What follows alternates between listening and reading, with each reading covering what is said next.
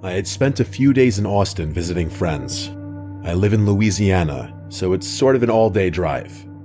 On my last day in Austin, my old friend Tom had commented on my Instagram story asking when I leave, and I said today. He told me he lived an hour outside of Austin, which was actually in the direction home for me. I hadn't seen Tom in years, and it would be nice to catch up. He said I should stop by, and I said sure, why not? I set my GPS for Tom's address, and it said about an hour-and-a-half drive. Tom and I had been friends back in high school, but lost touch after graduation. We followed each other on social media, but hadn't really spoken in years. When I pulled up, I noticed his house was a little old-fashioned. It wasn't run down or anything, just aged. The wooden porch creaked under my steps, and when he opened the door, I caught the scent of old wood and something rustic, like an old cabin in the woods. Tom was of course very welcoming, giving me a big hug and pulling me inside. Some friendships stay just as pure no matter how much time passes. The inside of the house was just as old as the outside. The furniture looked like it had been around since the 70s, and every step I took on the hardwood floors let out a small creak. It felt kind of Texas, I guess. It was kind of charming in a way, like stepping back in time. We sat down in his living room, catching up on life, drinking whiskey. Tom always was a whiskey guy. He'd always order a Jack and Coke at the bar. It was like 5 p.m. by this point. One drink turned into two into three, and before I knew it, I was pretty drunk. The warmth of the alcohol made the room feel smaller, cozier, but also heavier. Hours passed like minutes, honestly. We were having such a good time catching up that eventually he dropped the question I knew he'd ask. "Hey man, you got a long drive back. Why don't you crash here for the night?" he offered. I hesitated, but he was right. I wasn't in any shape to be on the road. I said yeah, good idea, and asked if I'd take the couch we were on, and then he said, "Nah, I got a spare room. It's nothing fancy, but it's better than the couch." That was good enough for me.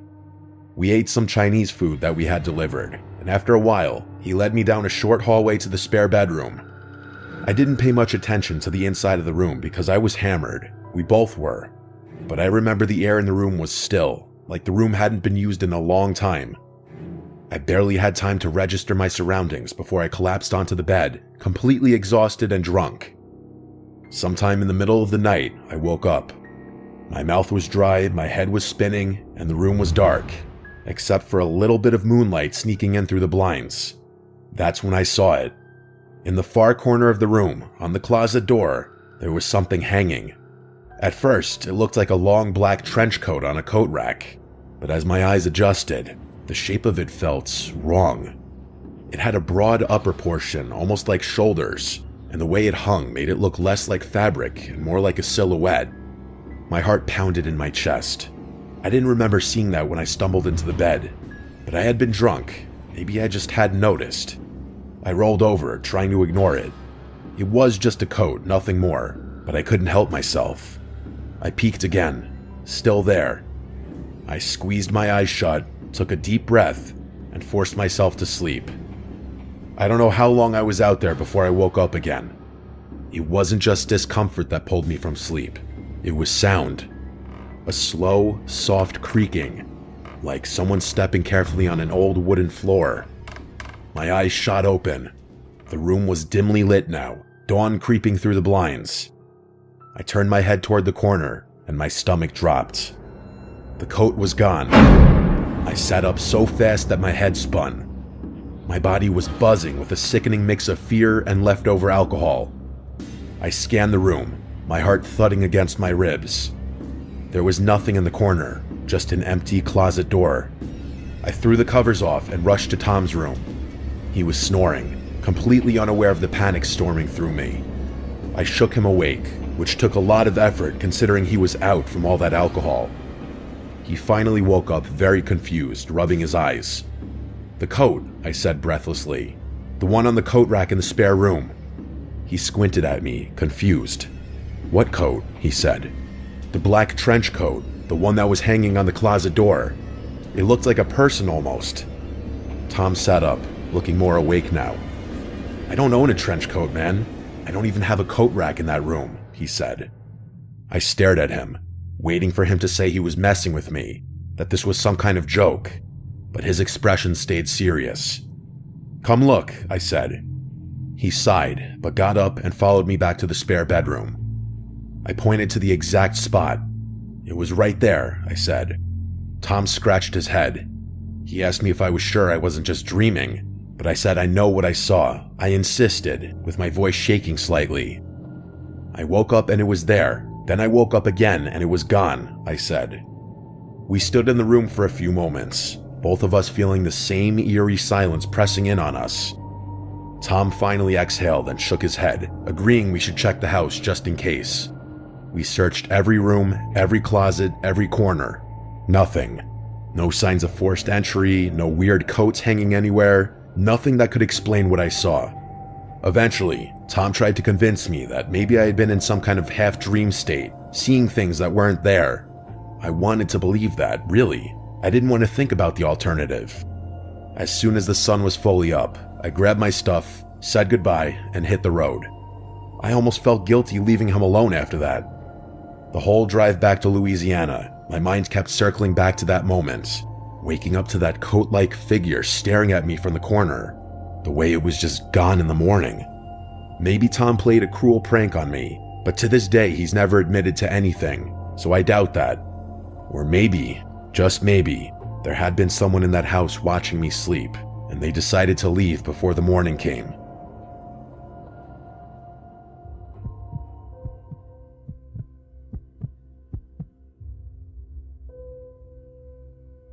This happened to me when I was 18 years old.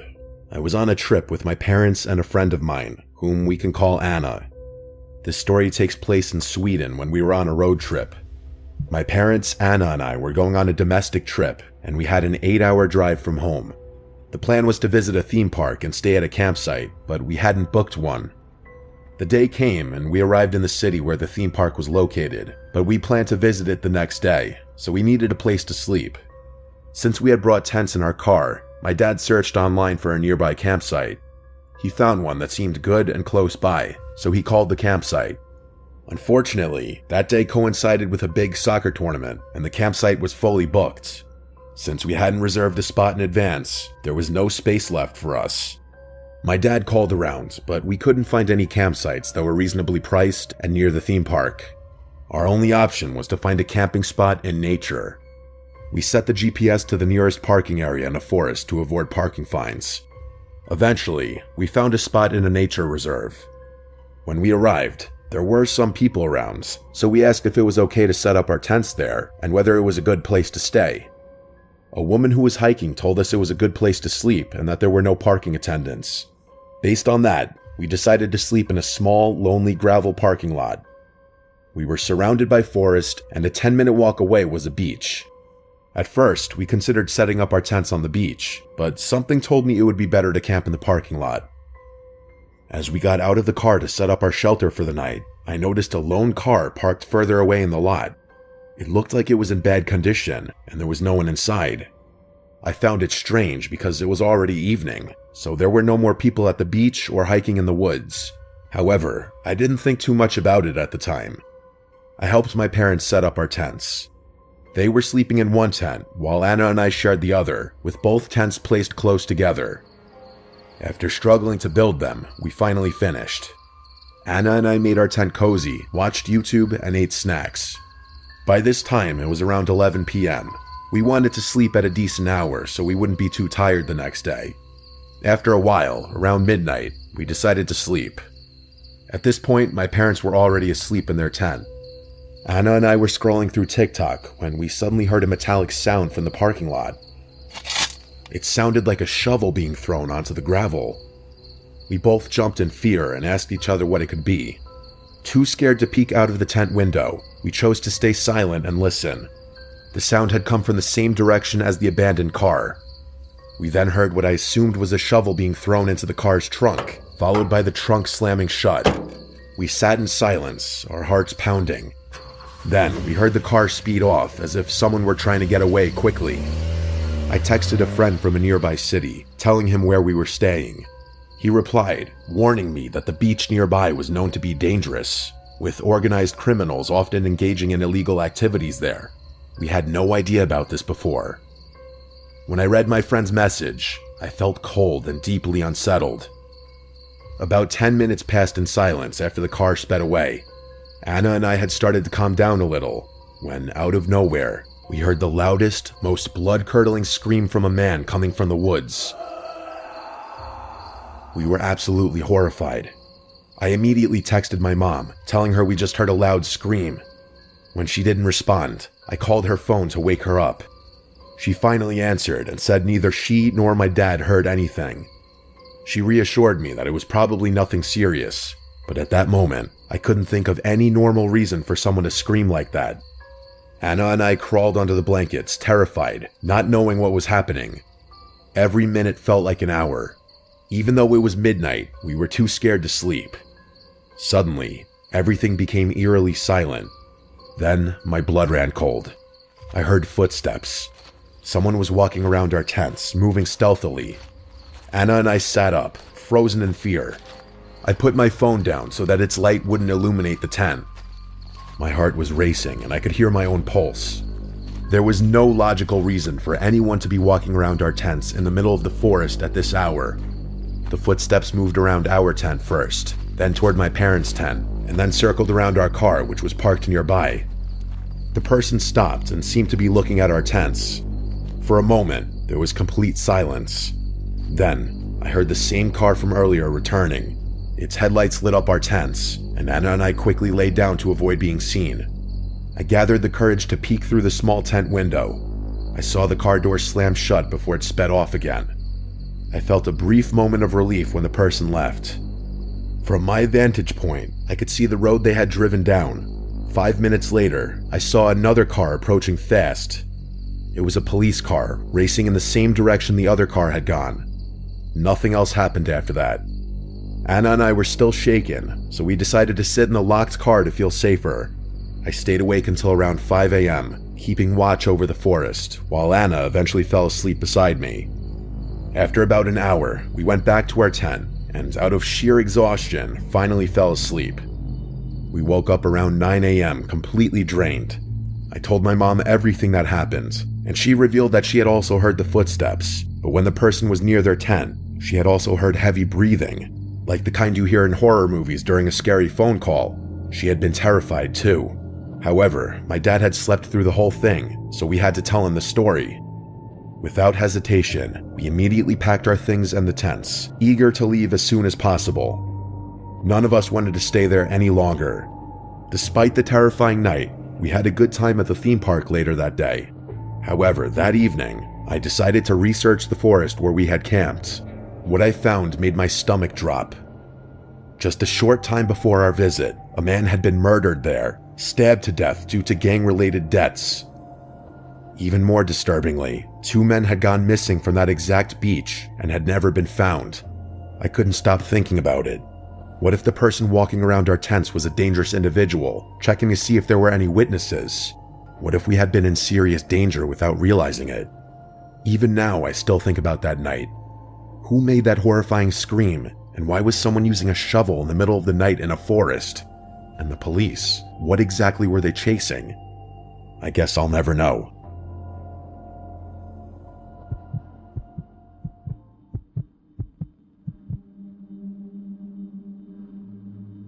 This is a story that still haunts me when I think about it, even though I was so young when it happened. 6 is around the age where a lot of my childhood memories start to become more clear. I have one sibling, my older brother Keith. Keith is 2 years older than me, so at the time he was 8. When I was 6, I had a strict bedtime, 8:30. If I didn't abide by it, or our dad caught either of us up past our bedtime, we'd be in serious trouble. Our dad was always strict with us as kids. Honestly, I don't remember if this happened on a school night or not, but I woke up in the middle of the night to Keith shaking me awake. Keith and I shared a big bedroom upstairs in the house. My parents' room was on the first floor of the house. I was confused why Keith was waking me up, until he told me in a whisper to be quiet and listen, and I did listen, and I heard what he was talking about. It was our mom's voice calling for us downstairs, but it was in a very quiet, whisperish type of voice. I was going to get up to go answer our mom, but my brother told me not to. He said that he didn't think it was Mom. I told him to stop trying to scare me. I remember being so mad at him. He told me to go closer and listen, so I got up and went towards the bedroom door. Right outside of our bedroom door was the little hall that led to the bathroom and another bedroom that our grandma would sleep in whenever she'd sleep over. Directly to the right, when you leave our bedroom, was the stairway downstairs, which had a door as well. I put my ear up on the bedroom door, and I heard the voice clearer. It sounded like our mom's voice, calling our names. "Keith, Mikey." I said to Keith, "That's Mom," and he said, "No, it's not." Somehow, as a 6-year-old, and as the little brother, I found myself being the one confident enough to open our bedroom door and then listen through the stairway door. But now, the voice stopped. I whispered to Keith that Mom walked away, and again he said, "That's not Mom." I kept telling him to shut up and that he was scaring me. I unlocked the stairway door and slowly pulled it open to avoid making noise, and when the door was open just enough, I peered through the opening. At the bottom of the stairs was clear as day the silhouette of a person, a woman, but right away I knew it was not our mom. Whoever it was, she saw me because she said, "Hi sweetie, come down." Immediately I shut the door and locked it and went back into our bedroom and locked that door as well. I started to cry, and Keith kept saying, "I told you." We both agreed to start screaming as loud as we could on 3 to wake our parents. So on 3, we started stomping on the floor and screaming as loud as we could. It didn't take long for our parents to barge up the stairs pounding on the locked door. At first, our dad was pissed about the door being locked, but as soon as we let them in, they saw that I had been crying and we were genuinely disturbed about something. They listened to us. My mom was particularly concerned after telling us she was not at the bottom of the stairs and she was not calling our names. She asked what the woman looked like, but all we could say was we couldn't tell. Meanwhile, I remember our dad running downstairs to, I guess, look around for the woman. After a bit, our mom kissed us goodnight again, and I'm pretty sure she told us to lock the doors, which was a first. I was too young to catch on, but it seemed as if our parents knew exactly who it could have been. Keith and I looked out the window when we heard the doorbell after a while, and we saw a police car outside. We wanted to go downstairs, but we stayed put. I remember we begged our parents to tell us who it was and what happened, but our parents would always say they didn't know. They would also say they're proud of us for not going downstairs.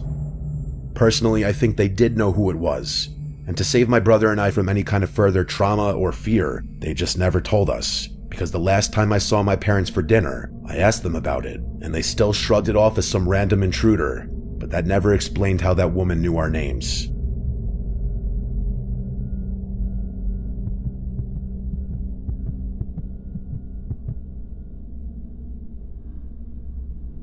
This happened when I was 16. I was still in high school. I obviously didn't have a car yet, so I was at the mercy of my parents driving me around, or just walking if it was close. It was the weekend. My friend Haley was having some of our friends over since her parents weren't home. My mom drove me to her house. Haley lived close, about a 3-minute drive and 20-minute walk. My mom was single at the time, and she also liked to go out too, so she told me that if she's out late, then to just walk or get a ride home, which meant she was going on a date.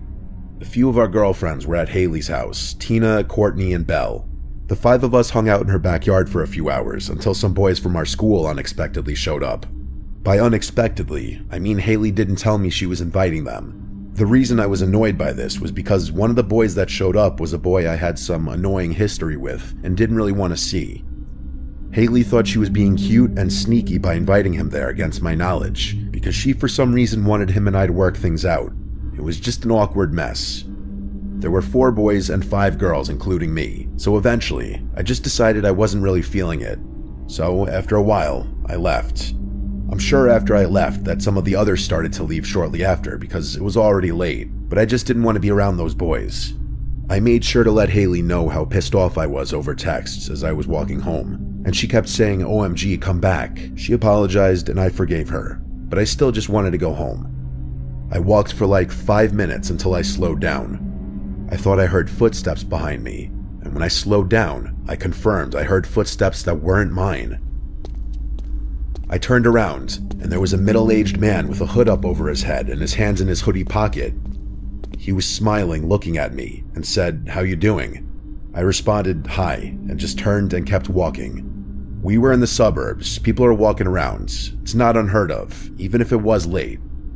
5 minutes more passed of me walking, and every time I'd glance around, that man would still be behind me, more or less the same distance away, maybe a little closer each time I looked.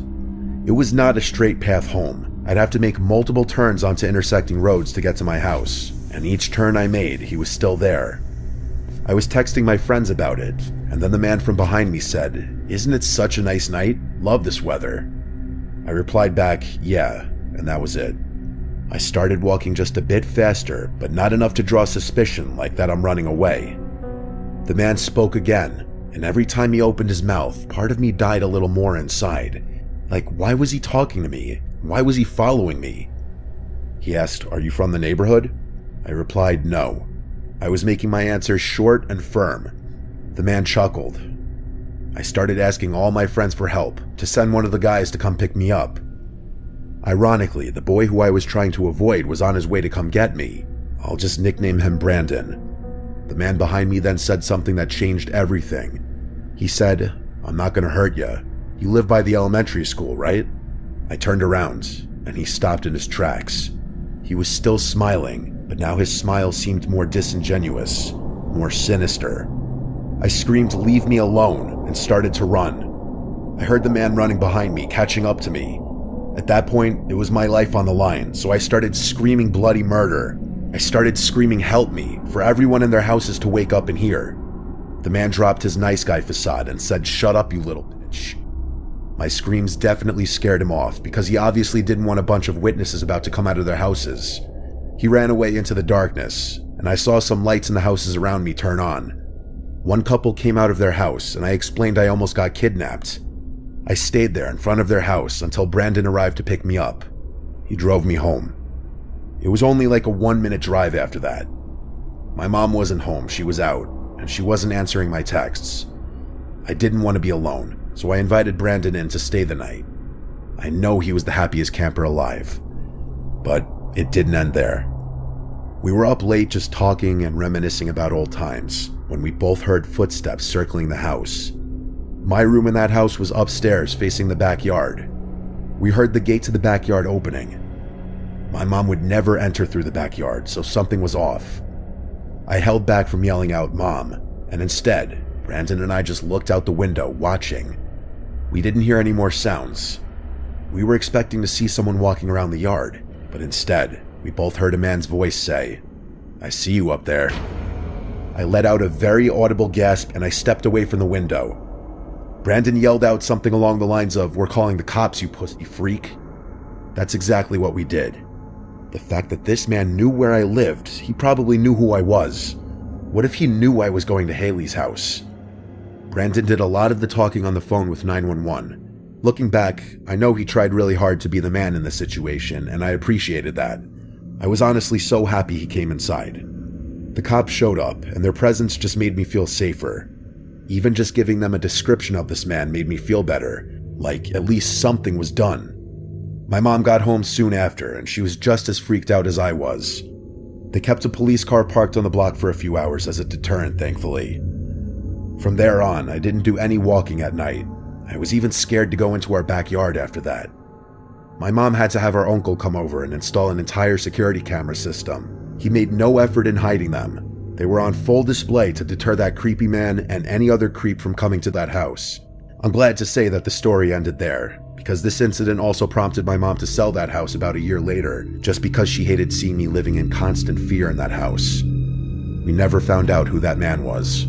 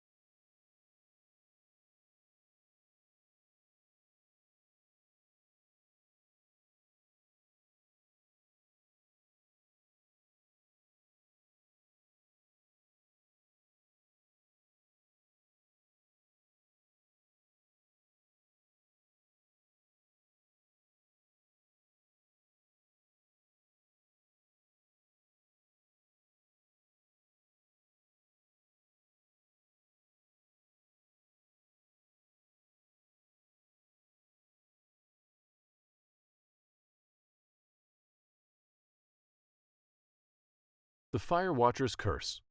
We were just 4 friends, Matt, Ella, Rachel, and me, Andy, looking for a weekend of adventure. Nothing more, nothing less. The plan was simple: pack up, hike into the deep woods, and find a spot to camp far from civilization. After all, what could go wrong? We'd done this dozens of times before, and each time it was the same. Laughter around the campfire, stories told under the stars, and the kind of bonding that only happens when you're miles away from the world. But this time, something was different. As we trudged deeper into the forest, the trees grew taller, the underbrush thicker.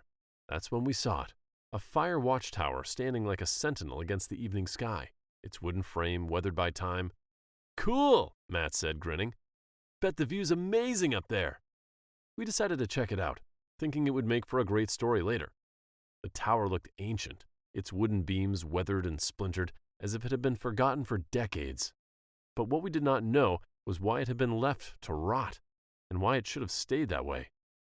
We made our way up the rickety ladder, each step creaking under our weight. The climb was more nerve-wracking than I had anticipated, but the promise of a view from atop kept us going. When we finally reached the platform, the forest stretched out in every direction, an endless sea of green under a slowly darkening sky. The tower itself was in worse shape than we had imagined. Old planks, rusty nails, and a roof that looked like it could cave in at any moment. But amidst the decay, there was something that immediately caught Matt's eye: an old, dusty radio sitting on a shelf near the edge. "Check this out," Matt called, brushing off the cobwebs and fiddling with the knobs. The radio crackled to life, static hissing through the speaker. We exchanged amused glances. Who knew this thing still worked? "Probably just picks up some of the weather stations," Rachel said, though her tone betrayed a hint of curiosity. Ella leaned in closer, her face lit with the excitement of discovery. "Do you think we can get any music on this thing?" But as Matt turned the dial, the static faded, and a voice, clear but distant, began to speak, delivering a message none of us were prepared for. "4 of you," the voice crackled, clear as day, "alone in the tower, far from home." We all froze. Matt looked at me, eyebrows raised, waiting for me to explain how an old radio could possibly know that. But I had no answers, just the same creeping unease that I could see was starting to grip the others. "Who the hell is this?" Matt shouted into the static. But the voice didn't respond to him directly. Instead, it continued, calm and deliberate. "Matt," it said, and I saw him go pale. "You'll be the first. The fall will be quick, but the silence after, it will last forever." A cold shiver ran down my spine. Ella grabbed my arm, her nails digging into my skin. "Turn it off," she whispered. But Matt was frozen, staring at the radio like it had grown teeth. Rachel, always the rational one, stepped forward and yanked the power cord. But the voice didn't stop. It grew louder. "Rachel," it said, and for the first time I saw fear flash in her eyes. "You'll see things no one else can, and when you do, they'll never let you go." Rachel's hand shook as she backed away from the radio. "This isn't funny," she snapped. "How could you know our names?" But the voice just continued, relentless. "Ella, you're next. The water will pull you under, and no one will hear you scream. And you, Andy, you'll watch them all fall. You'll hear their last breaths, and then nothing." I felt the blood drain from my face as my name echoed through the small room. None of us spoke. What could we say? We'd never seen any prank like this. Matt, visibly uncomfortable, turned abruptly and headed for the ladder. "I'm done with this. Let's get out of here," he muttered. But his foot caught on a loose board, and he stumbled forward, landing hard on his knees. "No, no, no!" he screamed, his hands clawing at the air, as if trying to grab onto something solid, something that wasn't there. We were all stunned. Didn't understand why he acted so dramatically. It's just a trip. But his eyes were wild, his face contorted in terror. "Matt, what the hell?" Rachel rushed over, grabbing him by the arm and pulling him up to his feet. He was shaking, his breath coming in ragged gasps, his words trailing off into incoherent mumbling. "I'm falling. It's an endless abyss." We exchanged uneasy glances. What the hell was going on? Before I could process Matt's words, Rachel suddenly stiffened. She wasn't looking at Matt anymore. Her eyes were locked on the far corner of the room. "What are those?" she murmured, her voice trembling. We all turned to look, but there was nothing there, just shadows and dust. But Rachel's expression changed from disturbed to sheer terror. She backed up, pressing herself against the wall, her movements jerky and frantic. "No, no, get away!" she screamed, and flailed her arms as if chasing away something, anything that the rest of us couldn't see. And then Ella's voice cut through the chaos. "Why is there water here?" she asked, her tone rising with panic. I looked down, but the floor was dry. Ella, however, was freaking out, her hands outstretched as if trying to keep herself above water. "Help! I'm drowning!" she cried, her voice choked with fear, as if she truly believed she was sinking beneath invisible waves. I wanted to rush to her, to grab her, and to shake her out of whatever nightmare she was trapped in, but I realized with shock that I couldn't move. My legs felt like they were glued to the floor, my body locked in place. I watched, helpless, as my friends spiraled into their own personal horrors, unable to do anything. The voice in the radio had me in its grip, just like it had predicted. Wait, no, this wasn't just a prediction. The radio wasn't simply telling us how we would die, it was making it happen, warping our senses, twisting reality until we couldn't tell what was real and what wasn't. But slowly, as if walking from a nightmare, we began to regain our senses. Matt's frantic struggles slowed, Rachel's screams subsided, Ella's desperate gasps quieted, and my feet started to move. We all stood there, breathing heavily, appreciating that the hallucinations were over.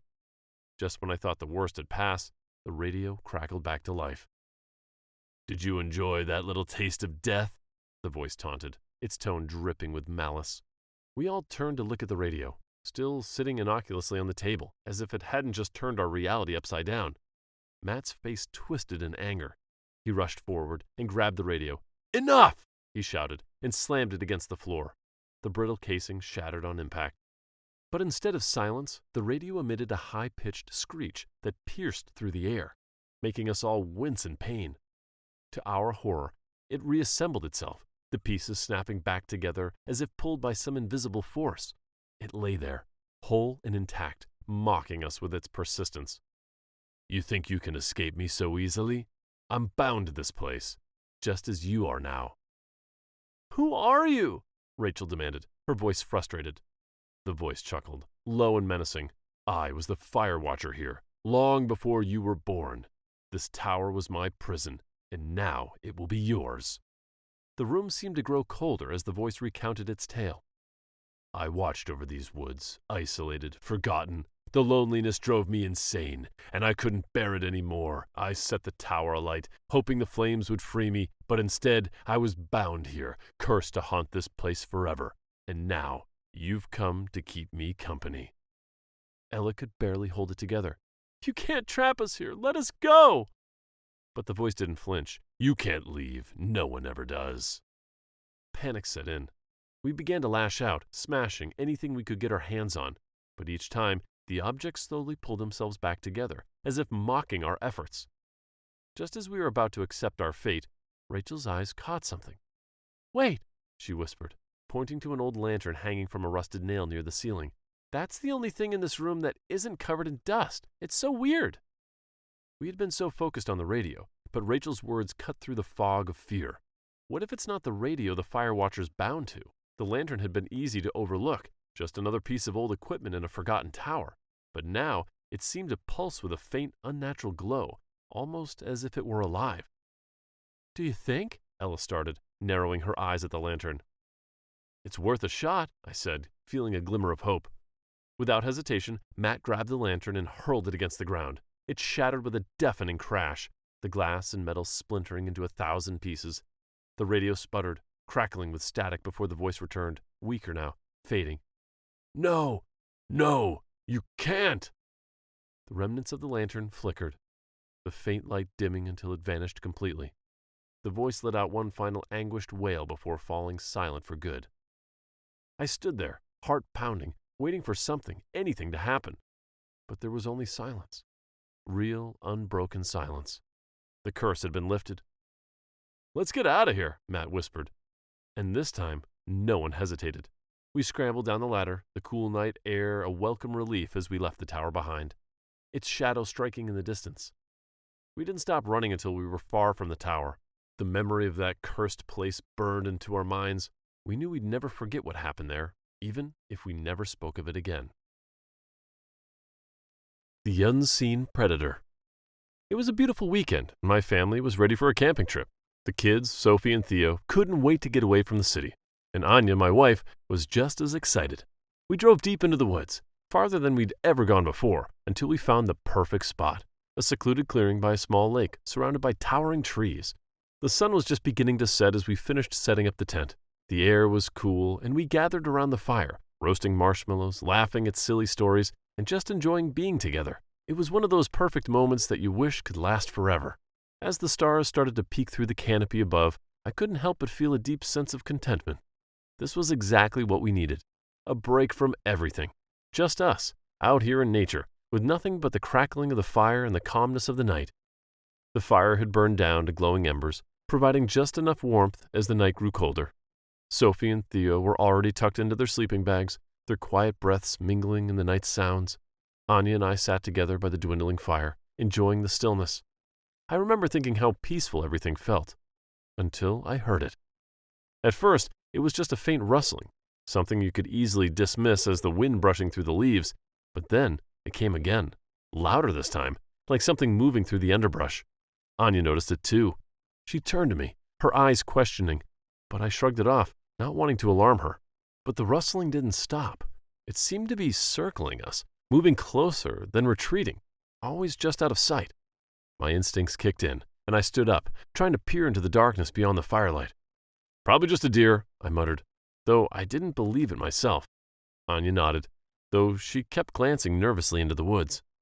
Just when I thought it might have passed, there was a sharp snap, a twig breaking underfoot. I felt a cold shiver run down my spine. This wasn't some harmless animal. There was something out there, watching us. I grabbed the flashlight and slowly swept the beam across the trees. The light caught nothing but the dense forest and the occasional flash of something reflective, like the eyes of an animal. I told myself that's all it was, just an animal. But then, just outside the ring of light, I saw them.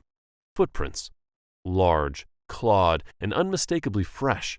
They circled the campsite in a perfect arc. My heart pounded as I tried to make sense of what I was seeing. These tracks weren't from any creature I knew. They were too big, too deep, as if something heavy and powerful had been prowling around us. I felt a wave of panic, but I forced myself to stay calm. "Anya," I said quietly, "we need to go inside the tent." She didn't ask any questions. One look at my face, and she knew something was wrong. We backed away slowly, retreating to the safety of the tent.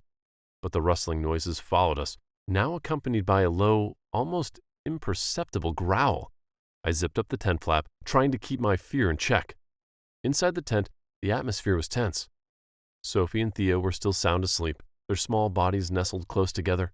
Anya sat beside me, her hand trembling slightly as she held mine.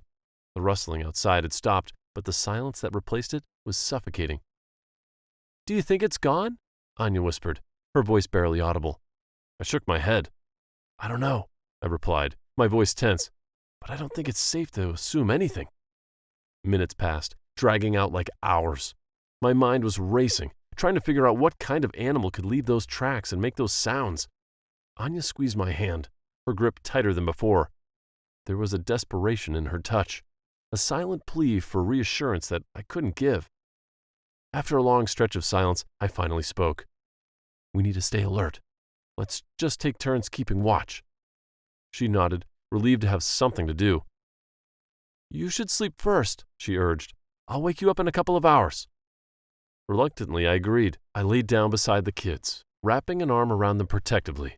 Closing my eyes, I could hear Anya shifting beside the tent entrance, but it wasn't long before exhaustion took over and I drifted off. I woke up with a start, my heart pounding in my chest. The rustling sound was back, louder now, as if whatever was out there had moved closer. I instinctively reached out to Anya, but my hand found only empty space. She wasn't there. Panic surged through me. "Anya?" I whispered, my voice tight with fear. I glanced over at Sophie and Theo, who were stirring, their eyes blinking open in the dim light of the tent. "Dad?" Sophie's small voice quivered. "Where's Mom?" "I don't know," I muttered, trying to keep my voice steady. "Stay here. I'm going to look outside." I unzipped the tent as quietly as I could and stepped out. Sophie and Theo followed close behind, despite my gestures for them to stay put. And then I saw her. Anya was standing just a few feet away, facing the trees. The way she stood was unsettling, her back rigid, her head slightly tilted as if she was listening to something deep in the forest. The sight froze me in place. Something wasn't right. "Anya?" I called out softly, but she didn't respond. Her body remained eerily still, her attention fixed on whatever was out there in the darkness. Sophie clutched my arm, her small hand trembling. "Mom?" she called out, her voice cracking. Slowly, Anya turned to face us, but the movement was wrong, too slow, almost mechanically. When her eyes met mine, I felt my blood run cold. There was something off in her gaze. It was empty, devoid of warmth and recognition. In the dim light, her face looked strange, too pale, almost ashen. "Anya, what are you doing out here?" I asked, cautiously approaching her. She didn't answer. Instead, she just stared at us, her eyes wide and unblinking. The longer she stood there, the more fear in my chest tightened, like a vice squeezing out the air of my lungs. Then I noticed something else. Her hands. They were curled into unnatural shapes, the fingers twisted in ways that shouldn't be possible. The realization hit me like a wave of ice. This wasn't Anya, or at least not anymore. Whatever was standing in front of us had taken her place. My heart raced as I tried to think. What was this creature? How could it take my wife's form? And what had happened to Anya? Was she still out there, somewhere in the darkness? The thought made my skin crawl. I needed to get Sophie and Theo out of here, but how could I do that without alerting the creature? "Dad, what's wrong with Mom?" Theo's innocent voice ached my heart. I didn't know how to answer him, didn't know how to explain that this person wasn't his mother. Suddenly, Anya, or the thing pretending to be her, took a step towards us. The movement was jerky, as if it was trying to mimic how a human would walk, but didn't quite understand how. "Stay back!" I managed to shout, my voice cracking with fear. But the creature didn't pause. It lunged at us, its body shifting and distorting as it moved. In a surge of adrenaline, I grabbed a heavy branch from the ground and swung it with all the strength I had. The impact sent the creature staggering back, its form flickering, the facade of Anya's appearance breaking momentarily. It hissed, an inhuman sound that echoed through the trees, then turned and fled into the darkness. For a moment, I just stood there, my breath coming in ragged gasps. But then, something caught my eye, something pale lying among the leaves just beyond where the creature had stood. I turned, and the world seemed to tilt on its axis. It was Anya's body, crumpled and lifeless, partially hidden by the underbrush. A sob caught in my throat, but I couldn't let the kids see this. "Get in the tent!" I ordered, my voice more forceful than I intended. Sophie and Theo hesitated, but I pushed them towards the tent, my hands trembling. "Now!" Once they were inside, I zipped up and rushed to Anya's side. My hands shook as I touched her cold skin, my mind refusing to accept what I was seeing. She was gone. She had been gone for hours, her life stolen by that creature, her body discarded like a puppet with its strings cut. I dropped to my knees, numb with the shock and grief. But there was no time to mourn. The creature, whatever it was, might have fled, but it wasn't gone. It's still out there, lurking in the darkness. If I took my eyes away from my kids for too long, it could hurt them and take their place without my knowing too. I couldn't let that happen. I had to stay strong for them. Wiping the tears away, I hurried back to the tent and called them, my voice soft but firm. "We have to leave right now." Their tear-streaked faces looked up at me, confusion and fear in their eyes. "What about Mom?" Sophie asked, her voice quivering. I swallowed the lump in my throat, trying to keep my voice steady. "Mom wants us to be safe," I said, struggling to keep the panic out of my voice. "We have to go." I guided them away from the tent and the heartbreaking sight of their mother's body, my eyes fixed on the trees, every instinct on high alert. We didn't take anything with us. The only thing that mattered was getting my children out of here, away from this nightmare. I could never imagine our serene family trip turning into such a tragedy. I would tell my kids the truth when we were safe at home, but not now. Trapped beneath the lake's surface. There's a certain magic to finding a place that feels untouched by time. After hours of hiking through dense forests, I stumbled upon it. A lake so still and pristine, it seemed like a secret hidden from the world. The surface was like glass, perfectly reflecting the canopy of the trees and the clear blue sky above. It was the kind of place you dream about but rarely find. Setting down my gear, I couldn't help but smile. This was exactly what I had been searching for, a moment of pure solitude in nature's embrace. Nobody could have asked for a better spot to set up camp. I pitched my tent close to the shore, eager to soak in the tranquility. Everything about this place was perfect, as if it had been waiting just for me. After a simple dinner by the fire, I sat by the water's edge, watching as the last light of day slowly faded. The sky above turned from gold to deep purple, and the stars began to emerge, one by one, reflecting perfectly on the lake's surface. As I stared into the water, I noticed how it seemed to amplify the beauty around me. The reflections were so clear that it felt like I was looking into another world, a mirror image of reality, but somehow even more vibrant, more alive. At some point, I tossed a small pebble into the lake just to see the ripples disturb the perfect surface. But as the ripples spread, they seemed to slow, almost as if the lake resisted the change. The water calmed again quickly, returning to its flawless state, the disturbance disappearing as if it had never happened. It was strange, but I quickly brushed it off, chalking it up to the stillness of the night. I stayed by the shore a little longer, enjoying the cool air and the quiet hum of nature. As the night deepened, the tranquility of the place had lulled me into a deep sense of comfort, and my eyelids got heavier. I stood up, stretching, and decided to head into my tent for the night. But just before I left the shore, I saw a flicker of movement, not in the woods, but in the lake. My heart skipped a beat as I leaned closer. The reflections were still perfect, but there was something about them that made me uneasy. The images of the trees seemed to sway gently, but the air around me was completely still. The stars above twinkled brightly, but in the water they pulsed with a rhythm that was almost hypnotic, like a slow, deliberate heartbeat. My own reflection was still me, but not quite. Its eyes were darker, colder, as if something was peering through them, studying me from the other side of the water. A cold chill ran down my spine as I noticed something even stranger.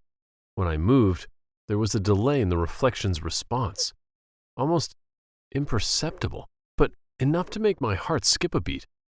I waved my hand slowly, watching as my reflection mimicked the motion a fraction of a second later. It was as if the lake was lagging behind reality, creating a disjointed, eerie effect. Trying to shake off the unease, I told myself I was imagining things. The stillness of the night, the isolation, it was all playing tricks on my mind. I blinked hard, hoping to clear my head, but when I opened my eyes, the reflection had changed.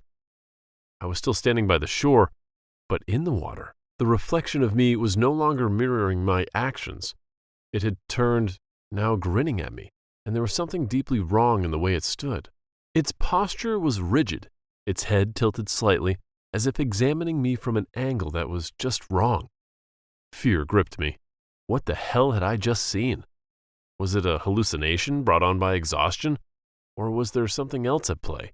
Something far more sinister lurking beneath the surface of that lake? Suddenly my vision seemed to shift. I was no longer sure if I was standing by the shore or if I was looking up from beneath the surface. The world had flipped. The lake and the air switched places in a way that made my head spin. My gaze locked onto the reflection in the lake, and a wave of nausea rolled through me. The figure in the water wasn't just a reflection anymore. It had substance, weight, presence. Its eyes were no longer just dark and cold. They were alive, filled with a twisted glee as they bore into mine. That version of me on the other side began to move again. It wasn't following me, it was acting on its own. I watched in horror as it stepped closer to the shore, its movements deliberate and menacing. It looked down at me, its grin widening as it reached down to pick up the same pebble I had tossed into the water earlier. It threw the pebble with a casual flick, and I flinched as the water around me rippled in response. That's when it hit me. I was the one trapped beneath the lake's surface. I was the reflection, and the thing on the shore was now in control. Panic surged through me as I screamed at the top of my lungs, but the sound was muffled, absorbed by the water surrounding me. My hands pressed against the invisible barrier that separated me from the surface, but it was like pushing against solid glass. My reflection, my doppelganger, watched with that eerie smile, clearly enjoying my terror. As I watched helplessly, the reflection began to move on its own. It turned away from the lake, heading back toward my camp. I wanted to cry out, to warn the world that this thing wasn't me, that it was an imposter, but I knew none of my words could be heard. I could only watch in horror as it approached the campfire, now reduced to glowing embers, and stood over it for a moment, its back to me. Then, with a sudden, violent motion, it kicked dirt over the fire, extinguishing the last light of the night. The darkness seemed to swell, erasing my very existence. I pounded on the invisible barrier, desperate to stop it, but the only response was a tightening in my chest, as if the water around me was closing in. But it wasn't done. It crouched down, digging through the ashes with its bare hands before pulling out a charred piece of wood. It held it up, examining it like a prize, before lifting it to its mouth. I watched in horror as it bit into the wood, gnawing on it like a wild animal, splinters and ashes falling from its mouth. The sight was so terrifying that I felt my mind teetering on the edge of madness. And then, just when I thought it couldn't get any worse, the reflection did something that broke me completely. It looked directly at me, its eyes locking onto mine through the water, and spoke. I couldn't hear the words, but I could see its lips moving, forming sounds that seemed to reverberate through the water, vibrating in my bones. The message was clear. I was never getting out. It laughed again, that silent, shaking laughter that made my skin crawl, before standing up and walking away, disappearing into the darkness of the forest. I was left alone, trapped beneath the surface of the lake, with nothing but the cold water for company. The terror was overwhelming, knowing that this thing, this twisted version of myself was out there, pretending to be me, while I was trapped here, powerless to stop it. I don't know how long I stayed there, pounding on the invisible barrier, screaming soundlessly into the void. Time lost all meaning as I struggled, trying to escape, to break through the surface. But the harder I fought, the deeper the water seemed to pull me, until I was sinking into the darkness, the world above growing more distant with every passing second. And then, just when I felt the last vestiges of my sanity slipping away, when the horror threatened to consume me, I woke up. I was lying in my tent, drenched in sweat, my heart racing. The cool night air filled my lungs as I gasped for breath, trying to shake off the lingering terror. It was just a dream. A vivid, horrifying dream. I sat up, looking around the tent, reassuring myself that I was safe. The lake was calm, the night was silent, and everything was as it should be. But deep down, I couldn't shake the feeling that something was still wrong, that maybe, just maybe, the dream wasn't entirely a dream. But that was impossible, wasn't it? Last summer, after graduating from college, I decided to spend my last summer break returning to my usual go-to camping site, located within a national park and just an hour or two drive north of my university. I set off for my trip early in the morning. After more than an hour on the highway, I approached the exit that led to the national park. The sign was weathered but clear, pointing towards a winding mountainous road that led to my final destination. I turned the steering wheel and entered the winding road. The dense forest soon replaced the open fields. Towering trees cast long shadows across the road. I finally turned off the mountain road and went down a path that led to an open valley. Looking ahead, the campsite is already settled in the middle of the valley. The ground was a mix of soft grass and packed dirt, making it ideal for pitching tents and setting up camp. However, I had no intention of camping there. After parking my car, I carried my heavy backpack and ventured deep into the wilderness. As I hiked deeper into the woods, the sight of other hikers became increasingly rare, yet the trail showed signs of frequent travel. It was wide and flat in the middle, with grass growing on either side. I felt somewhat lucky to find this surprisingly easy trail to travel in the wilderness. However, after a few hours of hiking, my patience ran thin with this seemingly convenient trail, as I could not find a single suitable spot to set up my tent. That was when I stumbled across another track. It was much smaller than the one I was on. Thinking the new route might lead me to a clearing, I decided to change my course. The trees along this track became less dense, but their foliage was much thicker than those off the track. I felt my heart racing with excitement and a bit of nervousness as I beheld the abnormal tree trunks. They grew taller and bigger as I ventured deeper into the woods. Then, gradually appearing from behind the massive oak tree, a curious building stood as tall as the trees surrounding it. I gasped at the size of the cabin. It was large and dilapidated, almost resembling a manor, built entirely of wood. I checked my watch. It was just past midday. Needing a place to rest for lunch, I let curiosity get the better of me and decided to go inside the cabin. I pushed open the creaky door and stepped inside. The interior was a stark contrast to the outside, dark and foreboding. Dust particles danced in the beams of light that filtered through the cracked windows. Old furniture draped in white sheets lined the walls, and cobwebs hung like ghostly drapes from the ceiling. The air was thick with a musty scent of decay. It felt as though the house had been abandoned for decades, yet there was an inexplicable sense of presence, as if the house itself were alive. As I cautiously explored the rooms, I found myself drawn towards the basement door. A loud banging noise rumbled through the creaking staircase beneath me.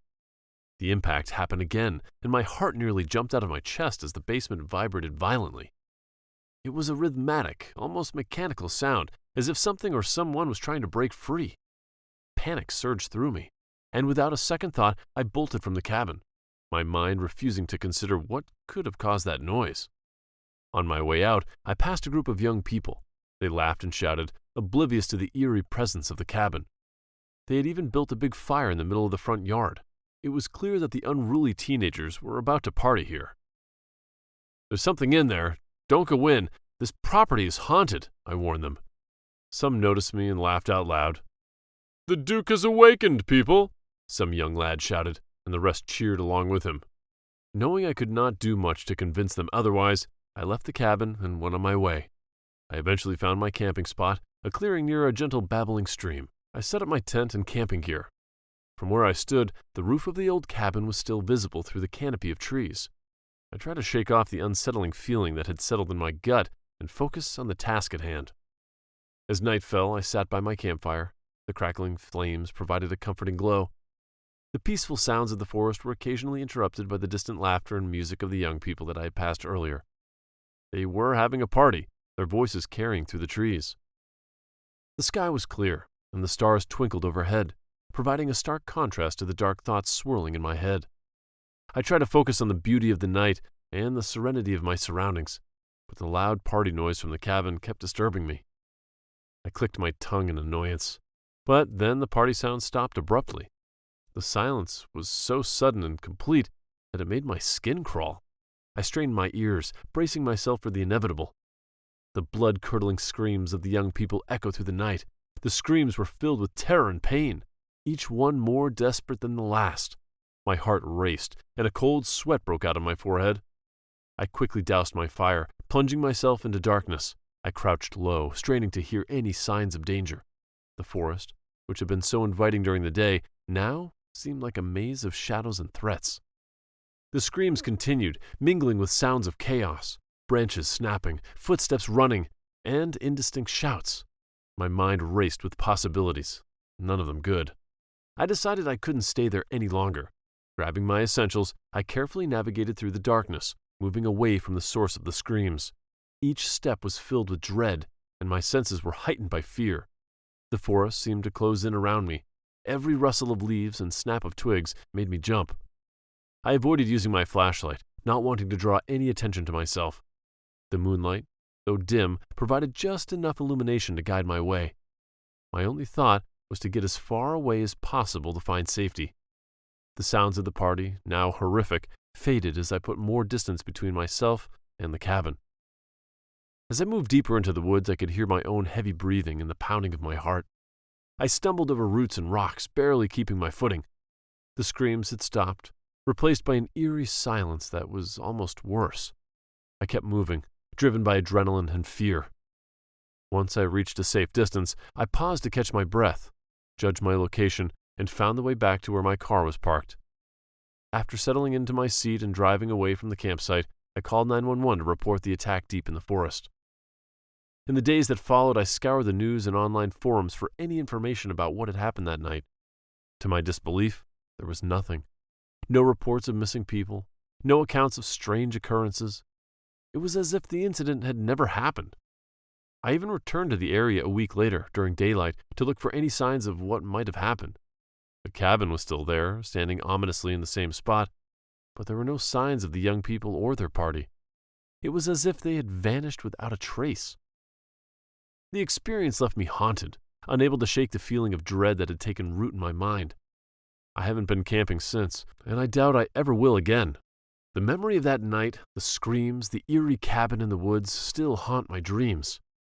I've tried to move on and focus on other things, but the fear lingers. The woods, once my sanctuary, now feel like a place of danger and unknown terrors. I suppose some mysteries are better left unsolved, but I can't help but feel that the truth is out there, waiting to be uncovered by someone brave or foolish enough to look for it. The night was perfect for a camping trip.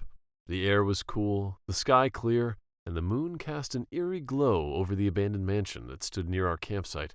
My friends Jenna, Dylan, Summer, and I had decided to spend the weekend camping, drawn by the thrill of exploring the old mansion that local legends claimed was haunted. As we set up our tents and gathered around the campfire, the atmosphere was filled with laughter and excitement. We shared ghost stories, each one trying to outdo the last. The mansion, with its broken windows and overgrown garden, loomed in the background, adding a tangible sense of foreboding to our tales. Curiosity eventually got the better of us. "Let's check out the mansion," Jenna suggested, her eyes gleaming with mischief. Dylan and I hesitated but agreed, our curiosity piqued by the stories we had heard. We grabbed our flashlights and made our way to the mansion, the creaking gates giving way to a path lined with shadows. Inside the mansion was a decaying labyrinth of dusty rooms and cobweb-filled corners. The wallpaper peeled away in long strips, revealing moldy, crumbling plaster underneath. Old, broken furniture was scattered throughout, covered in thick layers of dust. We explored room after room. Every step echoed eerily through the empty halls. In one, we found a grand dining hall with a long, ornate table, now broken and rotting. Chandeliers hung precariously from the ceiling, their crystals dull with age. In another room, we discovered what must have once been a luxurious library, its shelves now empty or filled with decaying books and tattered curtains that fluttered silently in the draught. As we ventured deeper into the mansion, we stumbled upon a narrow staircase leading to the basement. The steps creaked under our weight, and the air grew colder as we descended. The basement was even darker and more foreboding than the rest of the house, filled with old storage crates and broken equipment. In a corner of the basement, hidden behind a large, ornate door, we found a small room. The air inside was thick with dust. The only piece of furniture was a pedestal in the center. On it rested a dusty old book. The cover was worn, and strange symbols adorned its surface. Dylan picked it up and blew off the dust, revealing an ancient text written in a language none of us recognized. "Looks like some kind of spell book," Jenna said, her voice a mix of awe and apprehension. Laughing impudently, we decided to read from it, thinking it would make for a fun story to tell later. As Dylan began to read out loud, the atmosphere in the room changed. The air grew colder, and a sense of dread settled over us. Shadows seemed to move on their own, and a low, menacing growl echoed through the mansion. We stopped laughing. Panic set in as we saw a demon materialize before us. It stood over 7 feet tall, with skin as black as coal and eyes that burned with an otherworldly fire. Its body was emaciated, yet muscular, and covered in scars and markings that seemed to writhe and move on their own. Long, jagged claws extended from its hands, and its mouth was filled with razor-sharp teeth that gleamed in the dim light. The air around it seemed to crackle with malevolent energy, and the stench of sulfur filled the room. "What have we done?" I whispered, my voice trembling with fear. Without a second thought, we turned and ran. The demon gave chase, its growls turning into deafening roars as it wreaked havoc, smashing through walls and overturning furniture in its path. We sprinted through the mansion, up the creaky stairs and out into the night, our hearts pounding and fear driving us forward. We stumbled back to our campsite, hoping the fire would offer some protection. The demon's roars grew louder behind us, each one sending a jolt of fear through my body. I moved with terrifying speed, tearing through the trees and underbrush, leaving a path of destruction in its wake. "We need to fight it off," Jenna yelled, grabbing a burning log from the campfire. Dylan and I followed suit, arming ourselves with flaming sticks. The demon burst into the clearing, its eyes glowing with malevolent fire. We swung the burning logs at it, but the flames seemed to have no effect. The demon swatted at us with its massive claws, and we barely managed to dodge its attacks. "It's not working!" Dylan shouted, panic rising in his voice. "Get to the car!" I screamed. "We need to get out of here!" We dropped the logs and bolted for the car. Dylan fumbled with the keys, his hands shaking as he unlocked the doors. We piled in, and he gunned the engine. The tires screeched as we sped away from the campsite, the demon hot on our heels. "Drive faster!" Jenna yelled, looking back at the creature gaining on us. "I'm going as fast as I can!" Dylan shouted, his voice tight with fear. I grabbed the book from my backpack and flipped it open, my hands trembling. "We need to figure out how to stop it," I said, frantically searching for the page with the illustration of the demon. Jenna leaned over, helping me hold the book steady as the car bounced over the rough terrain. "There, that page," she pointed, breathless. The illustration of the demon was there, along with what looked like instructions. "It says something about a ritual," I gasped. "We need specific items to perform it, and we have to draw these symbols on the ground." "What do we need?" Dylan asked, glancing over nervously. "We need black salt, a mirror with a silver frame, and candles made from animal fat," I replied, my mind racing. "And we have to draw these symbols around us."